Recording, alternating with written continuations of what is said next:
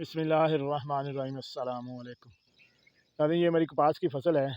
इसको लगाए हुए तकरीबन 1.5 महीना हो गया है। तो इसको हमने खेलियों पे काश किया था। पहले पानी के साथ पहले 2 पानी हमने ऐसे ही लगाए थे। तीसरे पानी के साथ हमने इसको 12-61, जिसमें 12% नाइट्रोजन और 61% जो है फ़ॉस्फोरस होती है, वो फ्लड की थी। उसके बाद अगले पानी के साथ हमने आधी बोरी इसको यूरिया फ्लड कर दी थी।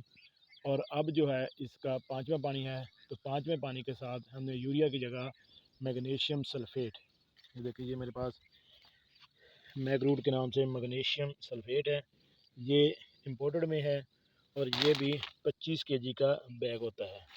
तो इसको हमने 10 केजी पर एकड़ और इसके साथ हमने 10 केजी यूरिया वो ऐड की है, क्योंकि माहिरीन के मुताबिक जितनी आप यूरिया ज़्यादा इस्तेमाल करते हैं वो भी पौधे के लिए नुकसानदेह होती है। इसलिए यूरिया का इस्तेमाल जो है वो कम से कम करें। इस बार हमने फ़र्स्ट टाइम जो है मैग्नीशियम सल्फ़ेट इस्तेमाल की है। इससे पहले जो हमने 12-61 इस्तेमाल की थी, उसका माशाल्लाह आउट क्लास रिज़ल्ट आया। फिर इसके ऊपर तेला और सफ़ेद मक्खी का हमला था, तो उसके लिए हमने तेला और सफ़ेद मक्खी और साथ हमने अमाइनो एसिड का स्प्रे कर दिया। अब जो है उसका माशाल्लाह बेहतरीन रिज़ल्ट है। ये देखें पौधे के शुरू से ही टिंडे बन रहे हैं। ये देखें, ये देखें, ये माशाल्लाह जो है जैसे जैसे पौधा ग्रोथ कर रहा है, ये इसके साथ जो टहनी निकाली है उस पर भी माशाल्लाह आउट क्लास जो रिज़ल्ट है। ये टहनी जो निकाली है, इस टहनी को देखें, इसके साथ भी ऐसे ही आगे चलते जाएं। ये देखें, ये पौधा अभी 1.5 फुट का है और इसके ऊपर माशाल्लाह फ्रूटिंग देखें ऊपर तक।